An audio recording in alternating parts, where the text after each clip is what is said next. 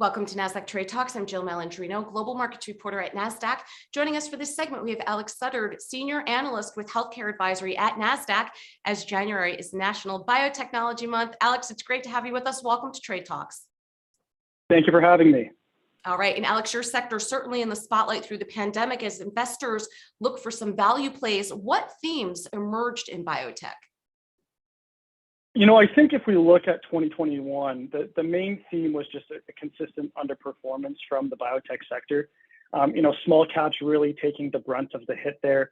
The sector started off, building off its momentum from 2020, but really once yields started to rise at the beginning of February, we really flipped the script. We saw a lot of these, investors kind of moving over to the more value plays, taking a risk off tone.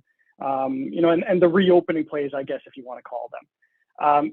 The divergence between small cap and large cap, was fairly obvious, when looking at, if you look at the NBI, for example, right, which is a market cap weighted. So there's a little bit more tilt towards some of the larger cap names. And that index only ended the year down about 0.63%. But if we take the XBI, which is equally weighted, that one has a little bit more tilt towards some of the smaller caps names. And it ended 2021 down just over 20%, actually. So you can really see the difference between the small and large cap performance there. But, really throughout the rest of the year, a lot of the same headwinds that just, have always really been there for this sector, but definitely came back to the forefront in 2021. Talking drug price legislation, FDA approvals, is the FDA really being less accommodative, or is it really just more of a bandwidth issue?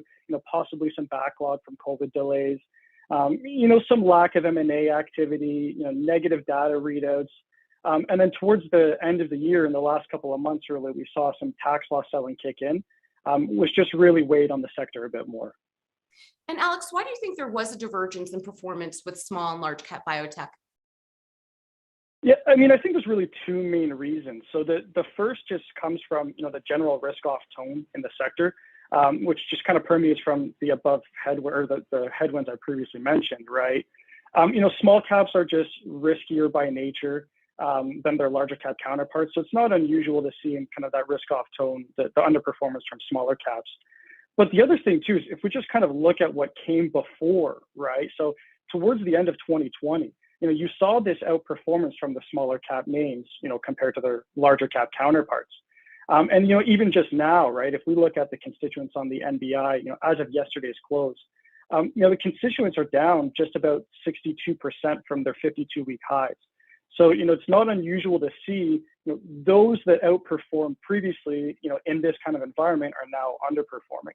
But that's, not really specific to biotech. That's really across the broader market, right? If we take the Russell 2000 as an example, which is a good measure for, small cap stocks, right? The Russell 2000 against the S&P 500 outperformed at the end of 2020. But then again, same idea, we saw this notable underperformance on the Russell 2000 in 2021. So again, just showing that small cap versus large cap divergence. What themes do you anticipate will emerge for 2022? Yeah, two main themes, that we're already seeing and have been very prominent. The first is just the continued rise in yields. And the second is, the lack of M&A activity, right? For yields in particular, it's already been very apparent. And we saw, with the 10-year yield hitting, the highest level since January 2020, right? And there's been a lot of speculation around, how many rate hikes we're going to be getting out of the Fed this year. That's been hitting, equities across the board to start the year. But again, we just continue to see the same, small cap growth stocks in general, taking the bigger hit there. And then the second thing is, with the lack of M&A, again, it just kind of became a bit more apparent around the JP Morgan conference, right? Investors were looking for a little bit more kind of M&A headlines to come out of the conference. And at this point, it's, almost left wondering, is there a little bit more of a lack of interest from some of the larger cap names in completing acquisitions, or maybe just a disconnect between, where valuations are now and where perceived valuations are, just given how quickly the pullback was in the sector? As you look longer term at biotech, will this continue to be a stock picker's market? I think so, especially in the medium term anyways. If we just look at the current market environment, And, you know, we're really almost at the mercy of kind of the Fed's decisions for the next little while anyways. And if we just look at, you know, the strong IPO market that we had in both 2020 and 2021 and the innovation that came out of that, right? It's, you know, a lot of the things that we're hearing right now is, you know, investors are looking for strong cash balances, right? You know, moving forward in a high rate environment, it's going to be a little bit harder for companies to raise, you know, where previously we might have seen, you know, maybe 5-10% discounts at most.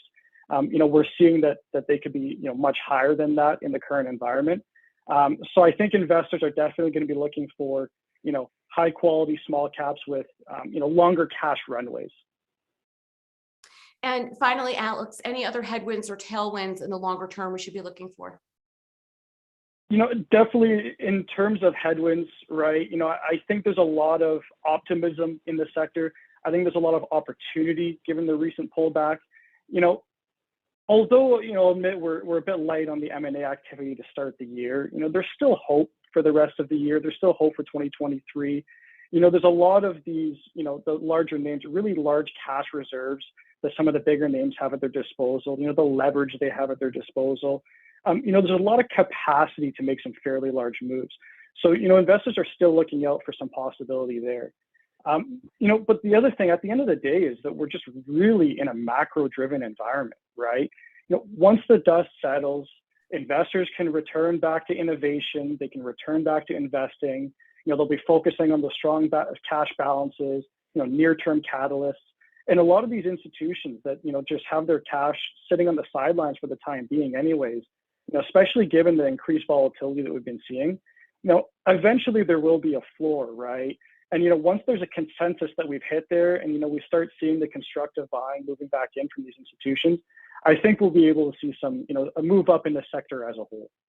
All right. Excellent point, Alex. Thanks for joining us on Trade Talks. I'm Jill Malandrino, Global Markets Reporter at Nasdaq.